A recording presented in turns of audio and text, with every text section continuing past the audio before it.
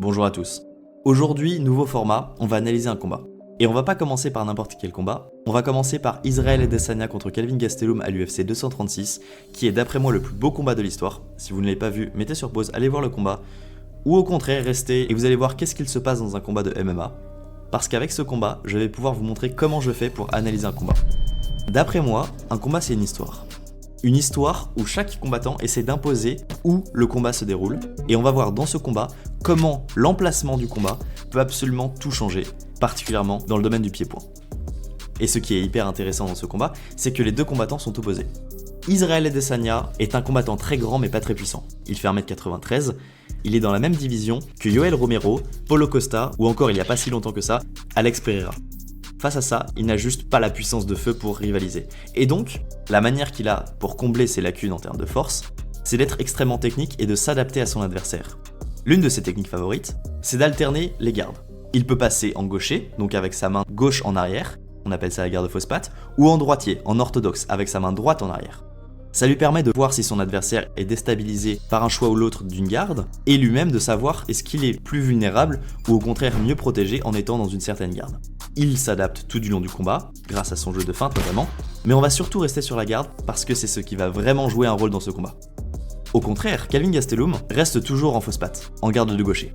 Son défaut à lui, ce n'est pas de manquer de puissance, au contraire, il est petit, il fait 1m75, mais il a une force de frappe monumentale. Avant le combat face à Adesanya, il avait envoyé au tapis tous ses adversaires. Il frappe très fort, il a des mains extrêmement rapides, il est très dangereux en boxe anglaise. Par contre, comme je l'ai dit, son défaut, c'est d'être petit. Il fait 1m75. 1m75, dans une division où la moyenne de taille est 1m84, c'est pas grand chose. Encore plus contre un adversaire comme Israel Adesanya, qui fait 1m93. Son problème à lui, c'est donc de casser la distance. Puisque une combinaison, c'est 3 moments très particuliers. Premièrement, l'entrée. Si vous avez déjà boxé juste une seule fois, vous savez que vous ne pouvez pas juste rentrer en distance de frappe et faire votre combinaison. Sinon, votre adversaire va vous contrer avant même que vous ayez pu commencer à frapper. Vous devez donc trouver un moyen pour rentrer dans cette distance. Et c'est le problème de Gastelum. Mais il a trouvé une solution. Alors qu'Adesanya va changer de garde pour s'adapter à son adversaire pour pallier à sa puissance, Gastelum, lui, a trouvé un moyen pour casser la distance. Ce qu'il fait, c'est qu'il saute un petit peu sur sa droite, pour prendre la jambe extérieure, puisqu'en général, vu qu'il est gaucher et que les adversaires ont tendance à être plutôt droitiers, le combat est en garde ouverte, à savoir gaucher contre droitier. Et donc en gaucher contre droitier, si vous sautez sur l'extérieur de la jambe de votre adversaire, vous vous mettez complètement hors de portée de sa boxe anglaise, et vous pouvez commencer votre combinaison alors que lui ne peut pas riposter. Et c'est exactement ce que fait Gastelum. Il saute sur la droite, prend le pied extérieur et commence ses combinaisons. Et donc, le premier round de ce combat, c'est qu'est-ce qui va l'emporter? Est-ce que la capacité d'adaptation d'Adesanya va permettre à Adesanya de prendre le dessus? Ou au contraire, est-ce que la capacité de casser la distance de Gastelum lui permettra de dominer Adesanya? Et le premier round, il n'y a pas photo. Gastelum pulvérise Adesanya.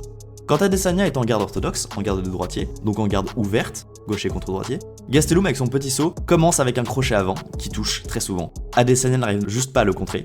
Et donc la bataille de la main avant est largement remportée par Gastelum. Pour le moment, ils n'ont pas encore commencé à faire des longues combinaisons, ça viendra plus tard. Mais en tout cas, en garde ouverte, Gastelum domine légèrement grâce à sa main avant plus rapide et plus puissante qu'Adesanya. Par contre, quand Adesanya passe en garde fausse patte, là ça devient encore pire. Pourquoi? Parce que quand vous êtes en garde ouverte, vos deux mains avant se gênent, vous pouvez pas jabber un adversaire, regardez les mains avant, elles vont se taper dedans. C'est pour ça que Gastelum est obligé de faire un crochet avant pour contourner la main avant d'Adesanya. C'est plus un problème quand Adesanya est en fausse patte, puisque là on passe en combat en garde fermée. Et là, la main avant de Gastelum, elle pulvérise Adesanya. Gastelum continue son petit saut sur la droite, ça lui permet de casser la distance, et ses combinaisons sont terrifiantes. Mais regardez ça, Gastelum a coincé Adesanya contre le cage, donc Adesanya ne peut juste plus reculer. Il peut soit aller à droite, soit aller à gauche. Mais quand Gastelum fait son petit saut, il coupe complètement la retraite pour Adesanya pour aller sur sa gauche. Adesanya n'a plus qu'une seule chance, aller sur la droite, sauf que il est coincé en garde fausse patte. Et donc, s'il veut reculer sur sa droite, il doit changer de garde. Changer de garde face à un adversaire qui est à distance de frappe, c'est extrêmement dangereux. Vous n'êtes plus sur vos appuis, vous n'êtes plus stable et vous ne pouvez pas contrer. Vous pouvez juste prendre des coups. C'est terriblement dangereux. Et donc Gastelum, ce qu'il fait, c'est qu'il va coincer Adesanya contre la cage avec son petit saut sur la droite et ensuite essayer de le cueillir avec un crochet gauche. Puisqu'Adesanya doit changer de garde, donc ne peut pas contrer, et en même temps il est à distance de son crochet gauche. C'est un carnage. À la fin du premier round, Gastelum a une technique qui marche très bien, il a déjà un knockdown, ça s'annonce très mal pour Adesanya. Sauf que, on l'a dit, une combinaison, c'est pas juste l'entrée et la combinaison, il y a une troisième étape également, la sortie. Si jamais vous faites votre combinaison, vous avez réussi à rentrer, vous avez réussi à faire votre combinaison, mais vous restez sur place, vous allez vous faire contrer. Et Adesanya, il le sait très bien. Gastelum commet une erreur impardonnable à haut niveau. Il reste sur place. Pas longtemps, hein, une fraction de seconde. Mais ça suffit. Adesanya est juste trop bon pour laisser passer ça. Regardez ça. Gastelum, il est resté sur place. Il est contrable. Pas longtemps, mais ça suffit. Adesanya, ce qu'il va faire, c'est que quand il voit que Gastelum commence à avancer avec son petit saut sur la droite, il va reculer en se décalant légèrement sur sa propre droite, donc sur la gauche du Gastelum. C'est ce que Fernand Lopez appelle l'angle mort. Tout le monde se moque de lui, mais honnêtement, c'est vraiment du génie.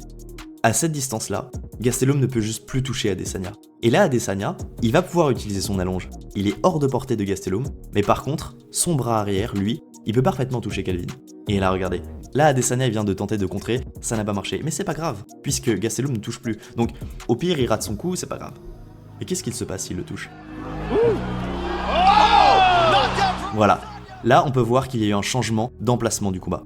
Premier round, Gastelum avait réussi à dicter que le combat était remporté par celui qui réussissait à gagner le combat de la main avant. Adesanya, en reculant, il fait passer ce combat à un combat de bras arrière qu'il remporte largement. Petit détail intéressant, Adesanya, il sait qu'il ne doit pas se contenter d'une seule technique. Et donc il va tenter différents trucs. Par exemple, mettre des low kicks. Pourquoi des low kicks sur la jambe avant, c'est important ? Parce que quand vous sapez la jambe avant, l'adversaire ne peut plus reposer son poids dessus. Et donc, sa main avant est moins puissante. Donc il investit, sur le long terme, dans la diminution de puissance de la main avant de Gastelum. Également, les coups de pied au corps, très fatigants. Quand on est en garde ouverte, puisqu'Adesanya a compris qu'il ne fallait plus être en fausse patte, il reste en garde orthodoxe, et quand vous êtes en orthodoxe contre un fausse patte, vous pouvez attaquer le corps avec des middle kicks. Et Adesanya ne se fait pas prier. C'est très fatigant les coups au corps. Enfin, Adesanya va tenter un truc. Il ne retentera plus après, mais c'est quand même très intéressant de le noter. Il va essayer de contrer Gastelum sur l'entrée. Certes, quand Gastelum est en extérieur, il ne peut pas se faire contrer en boxe anglaise. Le seul moyen, ce serait un crochet avant très visible, qui partirait de très loin, c'est pas possible. Mais un coup de coude retourné, ça passe. Fin du deuxième round, Adesanya a lui-même scoré un knockdown, il a trouvé la technique qui marche, il vient tout juste d'inverser la situation. Et le troisième round, c'est pas très différent. Le troisième round, c'est juste Adesanya qui vraiment impose son bras arrière. Et le combat est passé d'un combat de main avant à un combat de bras arrière. Et ça, Gastelum ne peut juste pas rivaliser. Rassurez-vous, Gastelum continue de toucher avec sa main avant. Mais juste, la main avant, ça fait pas autant de dégâts que la main arrière. Et donc, Adesanya remporte ce combat. Mais quatrième round, le combat va encore changer de distance. Certes, Gastelum n'arrive plus à surprendre Adesanya avec sa boxe anglaise. Mais quand Adesanya recule, il se met juste en dehors de portée de l'anglaise de Gastelum, pas en dehors de portée tout court. Si jamais Gastelum réussit à faire croire à Adesanya qu'il va rentrer en anglaise, et ensuite envoie un coup de pied, Adesanya serait parfaitement en distance.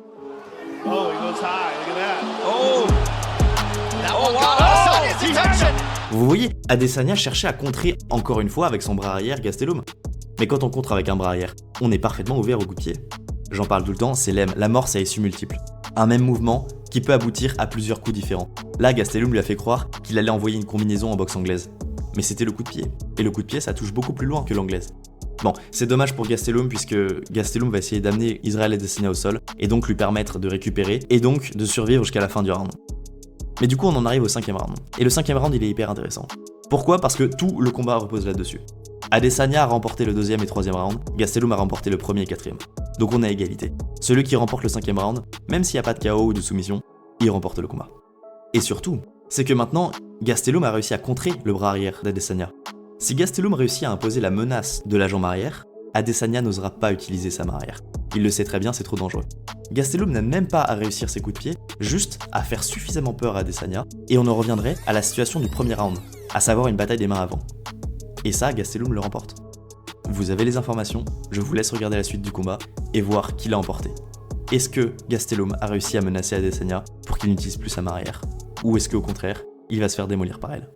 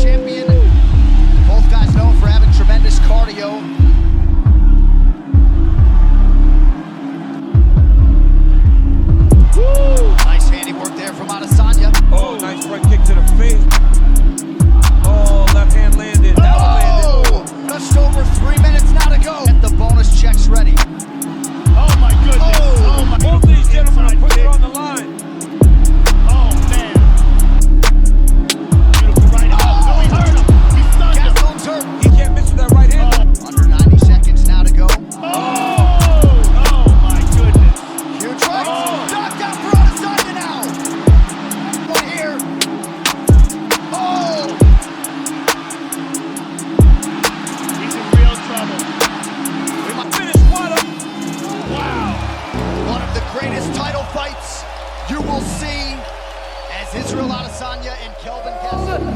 Israel, the last Bender, Adesanya. Bref, j'espère que ça vous a plu. Pourquoi je change de format alors que les narrations marchaient plutôt bien ? Tout simplement parce que je n'ai plus le temps. Je viens de rentrer en externat. L'externat, c'est... Vous avez vu Hunger Games ? Bon, Hunger Games 1, c'est la première année de médecine. On est des gamins, c'est un massacre, mais globalement, personne ne sait ce qu'il fait. L'externat, c'est genre Hunger Games 2. C'est uniquement des personnes qui ont survécu à une première édition de Hunger Games, la première année de médecine. Du coup, j'ai pas beaucoup le temps, je passe ma vie à réviser, et donc je voulais pouvoir continuer à faire vivre la chaîne, et j'ai trouvé ce format d'analyse de combat. Si jamais vous avez des idées de nouveaux formats, ou au contraire vous avez bien aimé, et donc vous voudriez que j'analyse d'autres combats, dites-le moi en commentaire. Si vous avez des suggestions d'amélioration, dites-le moi également. Et sur ce, à la prochaine.